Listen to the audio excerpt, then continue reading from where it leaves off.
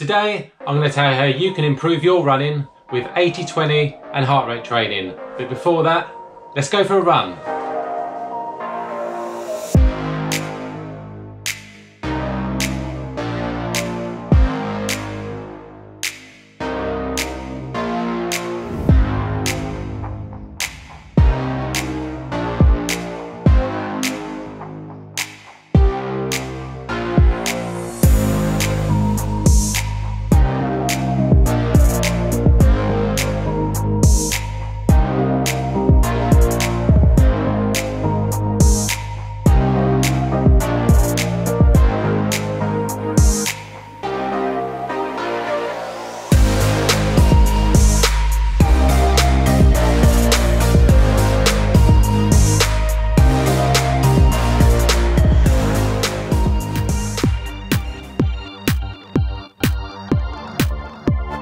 Hi guys, I'm Chris, 46 Club Runner, and today I wanted to delve more into kind of heart rate training, 80-20 training, just to kind of explain it more and just to let you know kind of how it's worked for me and how I kind of put that into my training on a weekly basis. So let's get straight into it. I get a lot of questions on a regular basis about, heart rate training, what zone you should be running in. You find it difficult, you're having to walk to try and keep your heart rate down. Obviously people are interested in the 80-20 training. So if I just go through, let's just start off with the heart rate training. When I started it, probably about a year or so ago, I was quite new to it. I didn't read any books on it. I just looked at the basic formula, which is the 180 minus your age. And when I was doing it, I was 46. So 135 beats per minute worked fine for me. 135 beats a minute. It was an easy pace for me. So I was running at 7:40 mile in. Did it for probably about 4 weeks, I think. Did find it difficult though, because I am, as you know, a time chaser. So did it for a couple of weeks. Just doing the easy runs, but then kind of mixed it into the kind of 80-20 training. So it doesn't mean that I go out on the run 80% easy, 20%, I throw in a bit quicker. It's 80% is just easy runs. Well, that's a bit croaky. 80% is just easy runs, and then 20% I do kind of faster runs. So they weren't interval work. They were more kind of I would say probably swaying more towards tempo runs, just to kind of get that once a week, just get my legs turning over. And it kind of just kept me kind of, more interested in doing it, rather than knowing that I've got to go out, I've got to run really slow, got to concentrate on my heart. And it just becomes obviously not so enjoyable. And so going back to the 740, after doing it for the month, I went from 740 to 720, running the same distance at the same heart rate. And what I actually found was that when you're doing the kind of heart rate training, it's important to concentrate on your breathing. So you want to keep it nice, slow and deep. And obviously if you can control your breathing and you want to try and stay relaxed, you control your heart rate. And I've found that even now, that if I control my breathing and concentrate, almost like, I suppose it could be like a meditation, that I can drop my heartbeat by about 5 beats per minute. And that's the difference. So I think the heart rate training is really kind of teaching you to help control your breathing, and then obviously in turn controlling your heart rate. And you can take that forward into interval sessions, tempo sessions. Sometimes I find myself, kind of running along and you're getting out of breath. And the more you get out of breath, the more lactate you're building. And obviously once that lactate builds up, then you're done. So sometimes I find myself correcting myself by, slowing down that breathing, taking deeper breaths, and that then lowers my heart rate. So it's something you need to concentrate on. But I do know there's people out there that have tried it and they're like, well, I'm not even going for a run. I'm running down the road. I'm having to walk. And yeah, that didn't happen for me. So obviously I can't really go into, more details, because obviously I've got an experience on it. But all I would say to you is that if you was to take the formula of 180 minus your age, doesn't seem to work when you're kind of 60 plus, but it's not too bad the younger you are, is maybe to add 5 beats per minute. So mine was at 135, add it up to 140 and see if that works. Or you know, or even if it is, you know, that's still a challenge, and maybe you're still having to walk, add another 5. So then when you're at 145, because it is something that you will improve over time.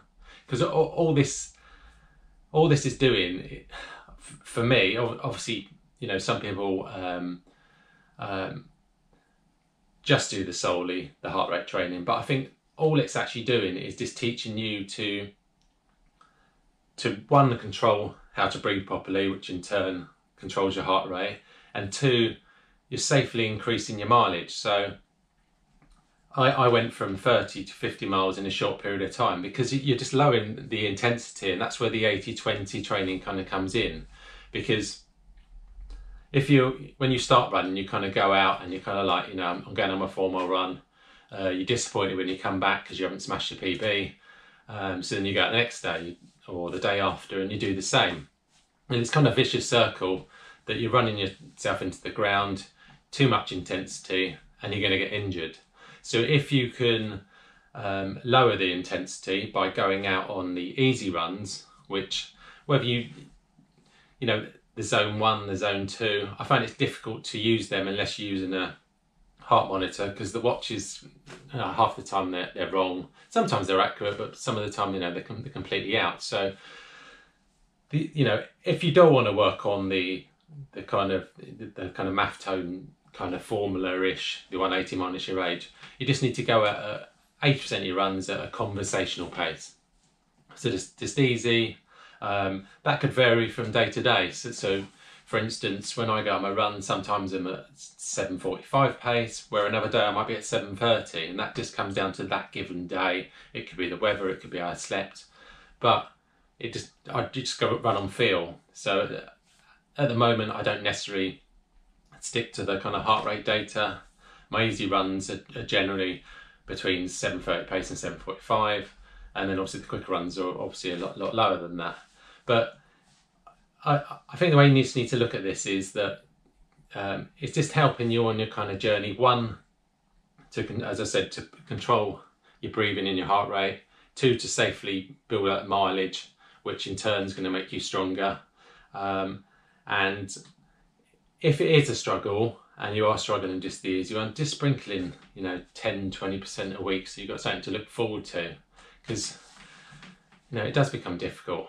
Well, especially for me, because I enjoy going fast, but as a masters runner, you just need to understand that if your intensity is too high on any given week, then you're just going to injure yourself. So I would rather you know, be out there running for my mental health or you know, my fitness, than being injured. You know, who wants to be injured just because I've done too many speed sessions in the week? You know, me going back to my 10k training, I know I've still got to do the time trial, but I picked up a few niggles, and I'd gone 8-9 months doing the 80-20 training, no niggles.